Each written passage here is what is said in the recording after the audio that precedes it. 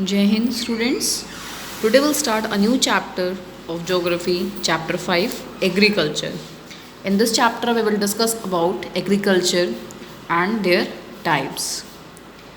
Agriculture is one of the most important economic activities in the world. The different economic activities performed by human beings are broadly grouped into three types: primary, secondary and tertiary. Agriculture पूरे world में सबसे important economic activities में से एक है। उसके अलावा कुछ इकोनॉमिक एक्टिविटीज़ हैं जो ह्यूमन बींग्स परफॉर्म करते हैं, उनको थ्री ग्रुप्स में डिवाइड किया गया है: primary, secondary and tertiary. So primary activities में क्या क्या आता है? Extraction of raw material from the earth surface, जो हम रॉ मटेरियल को एक्सट्रैक्ट करते हैं अर्थ सरफेस से। जो मेन प्राइमरी एक्टिविटीज़ हैं वो हैं hunting, food gathering, pastoralism, fishing, forestry, mining and agriculture. Next है आपका secondary activities. It include the processing of raw materials and converting them into finished goods for of higher value. The main secondary activities are industries such as making of steel from iron ore and weaving cloth. Secondary activities में mainly आपका आता है processing, जो industries में raw material को process करके उसको convert करते हैं मैन्युफैक्चरिंग के थ्रू फिनिश्ड गुड्स में। नेक्स्ट है आपका tertiary activities. It include all types of services which support the primary and secondary activities.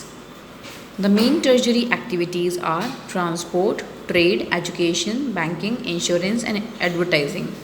This sector tertiary activities provides services and support the primary and secondary activities both, and the main examples of this activity are transport, trade, education, banking, insurance and advertising. So these are the three activities. Now I will tell you with the help of an example, explain all three activities. For example, cotton. We take the example of a cotton shirt. So cotton shirt कैसे बनती है? पहले वो cotton जो पहले हमें grow होती है तो वो एग्रीकल्चर का पार्ट हो गया। सो वो किस में आएगी? आपकी प्राइमरी एक्टिविटी में। आप एग्रीकल्चर के बाद कॉटन ग्रो हो गई, अब उसका क्या होगा? वो इंडस्ट्रीज़ में जाएगी और फिर प्रोसेसिंग के थ्रू वो कॉटन शर्ट के लिए जो रॉ मटेरियल है वो कॉटन है, तो प्रोसेसिंग के थ्रू वो मैन्युफैक्चर होगी और एक फिनिश्ड गुड्स, मतलब एक जो रेडीमेड गुड होता है उसमें बन के तैयार हो जाएगी। वो काम हुआ सेकेंडरी एक्टिविटी का, बिकॉज वो इंडस्ट्री में होगा। थर्ड आपका है टर्शरी एक्टिविटी। अब जब वो बन के तैयार हो जाएगी तो वो मार्केट में आएगी, तो ट्रांसपोर्ट का यूज़ होगा। It means now it is a part of tertiary activity. So I hope you understand all these three activities. Now agriculture is a primary activity and is closely related to the natural environment. The term agriculture has been derived from the Latin word ager, which meaning soil, and culture meaning cultivation. Thus, agriculture is defined as the art and science of cultivating the soil and raising crops and livestock. Agriculture जो है वो एक primary activity है और natural environment से काफ़ी ज़्यादा closely related है. एग्रीकल्चर जो टर्म है वो एक लेटिन वर्ड से बनी है, एगर, जिसका मीनिंग है सॉइल, और culture meaning cultivation. So that's why we can say agriculture is defined as the art and science of cultivating the soil and raising crops and livestock. So इसके through वो crops को raise करते हैं and maintain the livestock also. It is still not known when agriculture actually started. अभी तक मतलब हम ये प्रॉपरली ऐसे नहीं कह सकते हैं कि at what time agriculture start हुआ था, कौन सा वो टाइम चल रहा था. जो प्रिमिटिव मैन है, जो हम बात करें अगर पुराने टाइम की, तो वो मेनली फूड गैदरर्स हुआ करते थे. उसके बाद इन्वेंशन हुआ एग्रीकल्चर का, जिससे सेटल्ड लाइफ हो गई. मीन्स पहले फूड गैदरर्स थे, वो यहाँ से वहाँ जाया करते थे, they were not lived on a same place. But जब एग्रीकल्चर उन्होंने करना स्टार्ट किया तो वो एक जगह रहने लग गए, सेटल्ड लाइफ हो गई उनकी. अगर हम बात करें eight present, so though we are living in the industrial age. हालांकि हम इंडस्ट्रियल एज में हैं आज, बट अभी भी more than half of the world's population, world की आधी से भी ज़्यादा पॉपुलेशन जो है वो डायरेक्टली या फिर इनडायरेक्टली एग्रीकल्चर में इंगेज है.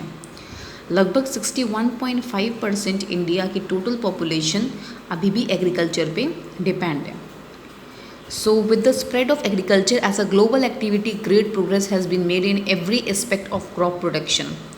जैसे जो एग्रीकल्चर है वो ग्लोबल एक्टिविटी बनता जा रहा है, फैलता जा रहा है, तो जो क्रॉप प्रोडक्शन है उसमें काफ़ी इम्प्रूवमेंट आ रहा है, जैसे कि प्लोइंग में, सोइंग, इरिगेशन, वीडिंग और हार्वेस्टिंग में।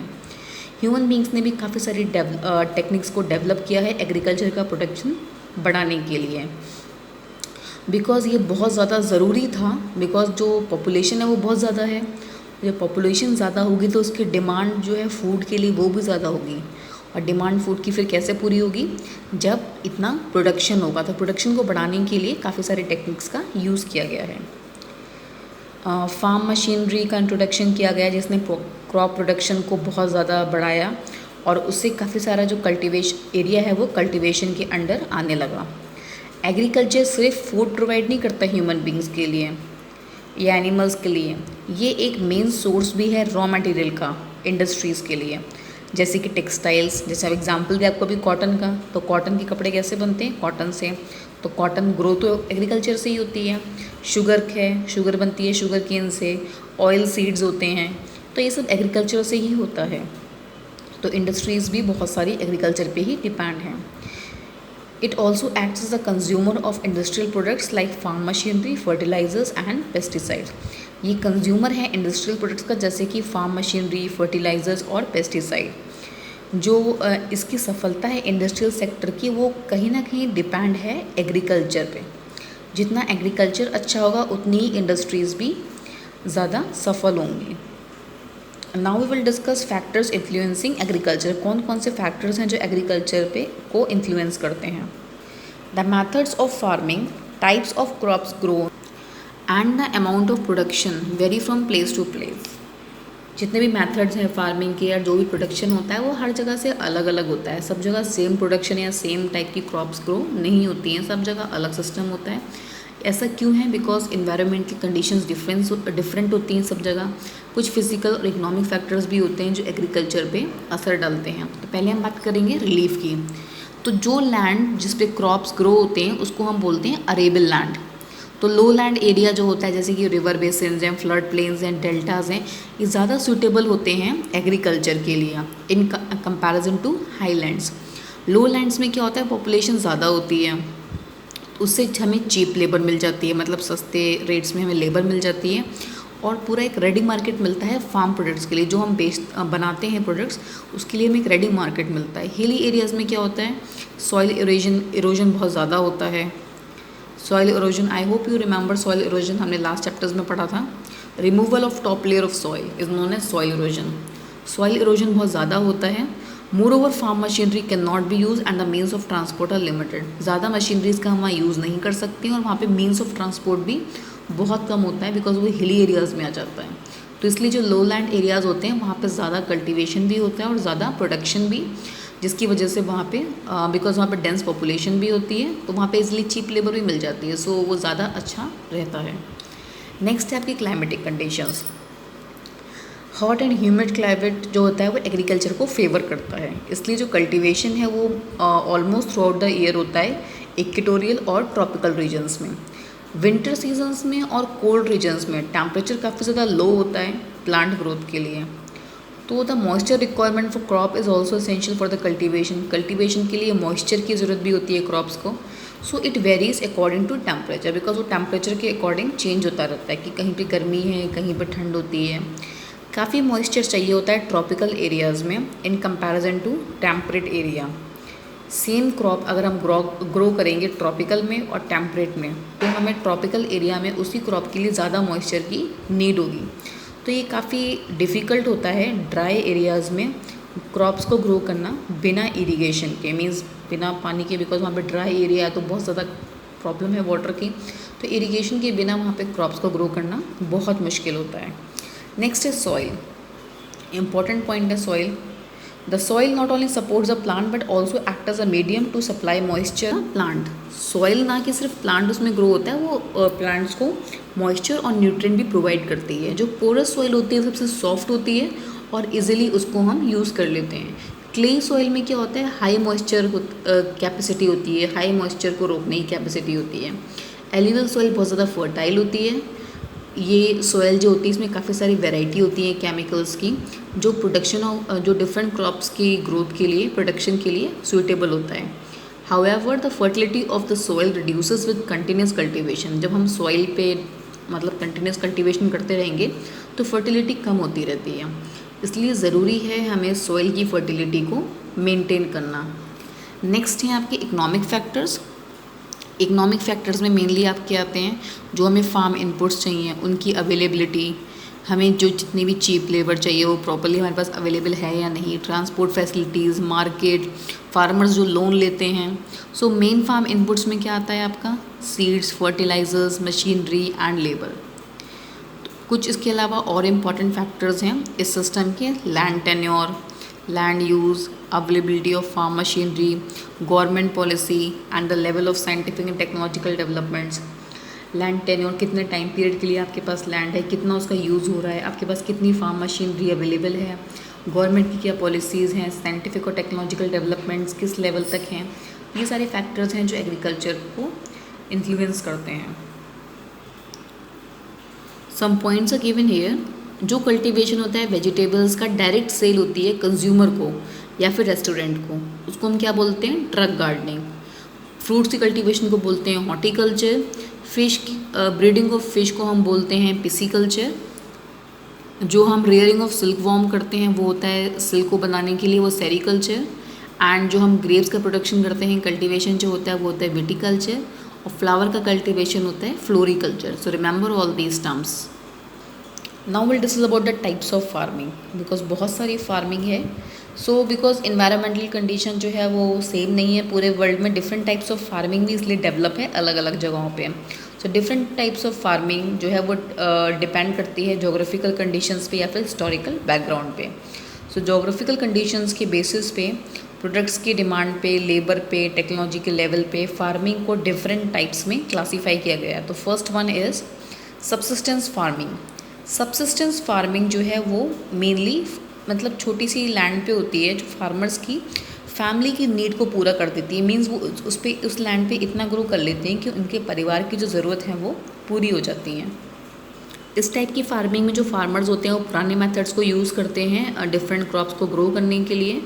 And he does not look into the suitability of the soil for the cultivation of those crops. वो ये भी नहीं देखते हैं कि जो हम क्रॉप ग्रो कर रहे हैं वो उस सॉइल जो है वो सूटेबल है उस क्रॉप के लिए या फिर नहीं. और जो इस फैमिली में जितने मेंबर्स होते हैं वो सब मिल के काम करते हैं. एज अ लेबर वही लोग काम करते हैं उस प्लॉट में जो लैंड होती है उनकी. जो भी मैन्योर्स होते हैं उनके पास all type of manure and little of chemical fertilisers are use. जो भी मैन्योर हैं, जो भी फर्टिलाइजर्स हैं वो थोड़े से यूज़ होते हैं. प्रोडक्शन काफ़ी कम होता है, इसलिए उनकी जो फैमिली होती है सिर्फ उनकी ज़रूरतें पूरी हो पाती हैं. इसलिए फार्मर्स जो होते हैं वो पुअर होते हैं जो ये वाली फार्मिंग करते हैं, और उनका स्टैंडर्ड ऑफ लिविंग भी लो होता है. नेक्स्ट है आपका shifting cultivation. Shifting cultivation mainly कहाँ पे होता है, जो अमेज़ॉन बेसिन के फॉरेस्टेड एरियाज़ हैं, ट्रॉपिकल अफ्रीका है, साउथ ईस्ट एशिया के पार्ट्स हैं और नॉर्थ ईस्ट इंडिया के पार्ट्स हैं. इस कल्टीवेशन में क्या होता है, इसमें लैंड को क्लियर कर देते हैं काट के. जो पेड़ होते हैं, फॉर एग्जांपल एक फॉरेस्ट है तो उस फॉरेस्ट को काट देंगे, उसको जला देंगे और उसकी जो राख होगी, जो ऐश होगी, उसको एज अ मैन्योर यूज़ करते हैं. ये फार्मिंग मेथड काफ़ी पुराना है. जो क्रॉप्स हैं जैसे कि याम, कसावा, मेज़ एंड पोटैटोज़ वो मेनली इसमें मोस्टली इसमें ग्रो होती हैं. सो 2-3 साल तक वो इसी पे कल्टीवेशन करते रहते हैं. और जब सॉइल उस अपनी फर्टिलिटी लूज़ कर देती है और जो लैंड है वो अनप्रोडक्टिव हो जाती है, मीन्स उस पर कल्टीवेशन कम हो जाता है, तो जो फार्मर होता है वो और किसी प्लेस पे मूव कर जाता है और फिर से सेम मेथड को रिपीट करता है. और उसके बाद जब फिर वहीं पे प्रॉब्लम यही आती है, सॉइल अपनी फर्टिलिटी लूज़ कर देती है, फिर वो दूसरी जगह शिफ्ट करता है. इसलिए इसको शिफ्टिंग कल्टीवेशन कहते हैं. इस मेथड को हम स्लैश एंड बर्न एग्रीकल्चर भी कहते हैं. Shifting cultivation thought destructive are still practice many parts of the world. Because एक तरीके से जैसे रिमूव करना ट्रीज़ को तो डिस्ट्रक्शन भी है, बट अभी तक काफ़ी सारे पार्ट्स में ये प्रैक्टिस हो रहा है. इसको डिफरेंट लोकल नेम से जानते हैं डिफरेंट पार्ट्स में वर्ल्ड के. इसको नॉर्थ ईस्ट इंडिया में झूम कल्टीवेशन कहते हैं, मलाय पेनिसुला में इसको लडांग कहते हैं, चेंगिन कहते हैं फिलीपींस में, मिल्पा सेंट्रल अमेरिका में, कोनुक in Venezuela, Roca in Brazil, Masole in the Congo basin of Africa. Students please learn all these names of shifting cultivation. Next आपका है नोमैडिक हर्डिंग। जो नोमैड्स होते हैं, जो ट्राइब्स होते हैं, मीन्स आदिवासी टाइप लोग जो होते हैं, वो एक प्लेस से दूसरी प्लेस पे मूव करते हैं in search of means of subsistence, अपने एनिमल्स के लिए और अपने लिए भी। People who move in search of pasture for the domesticated animals are known as nomadic herders.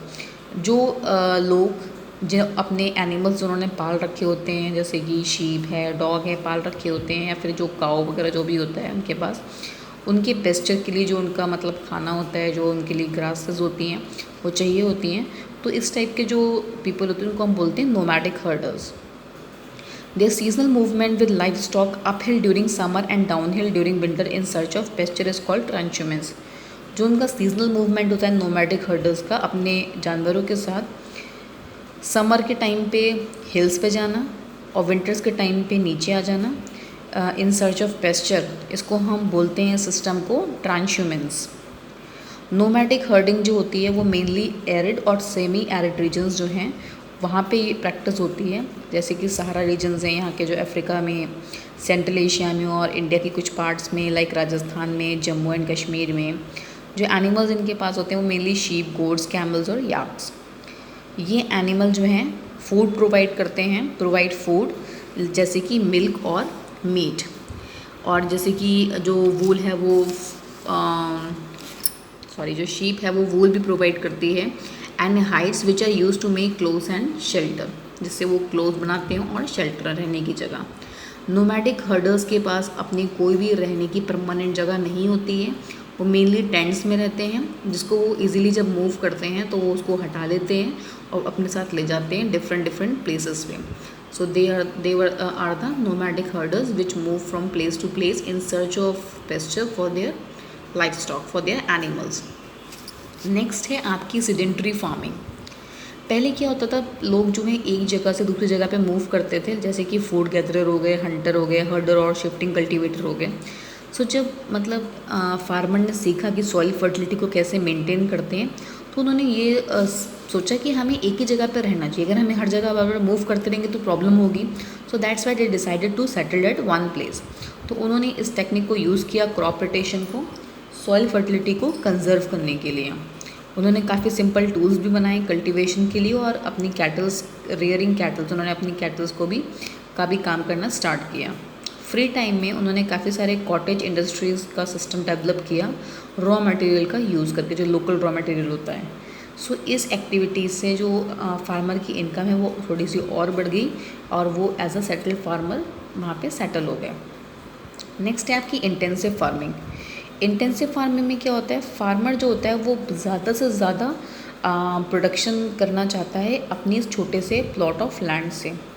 Farmer उसमें सिंपल टूल्स यूज़ करता है और काफ़ी उसमें ह्यूमन लेबर भी लगाता है। ये फार्मिंग जो है मेनली डेंसली पॉपुलेटेड जो कंट्रीज़ हैं हमारे मानसून रीजन की, वहाँ पे प्रैक्टिस होती है। बिकॉज लॉन्ग ग्रोइंग सीजन की वजह से और फर्टाइल सॉइल की वजह से फार्मर जो है वो 2 से 3 क्रॉप जो है पूरे साल में सेम लैंड पे ग्रो कर लेता है। सबसे मोस्ट इम्पॉर्टेंट क्रॉप जो होती है वो राइस है, उसके अलावा जो होती हैं वो wheat, maize, sugarcane, pulses and oilseeds. So इस फार्मिंग में अगर उसने एक्स्ट्रा कुछ ग्रो कर लिया तो उसके लिए सरप्लस होगा, वो उसको सेल कर सकेगा, अपनी फैमिली के लिए रख लेगा, बाकी जो बचेगा उसको सेल कर देगा।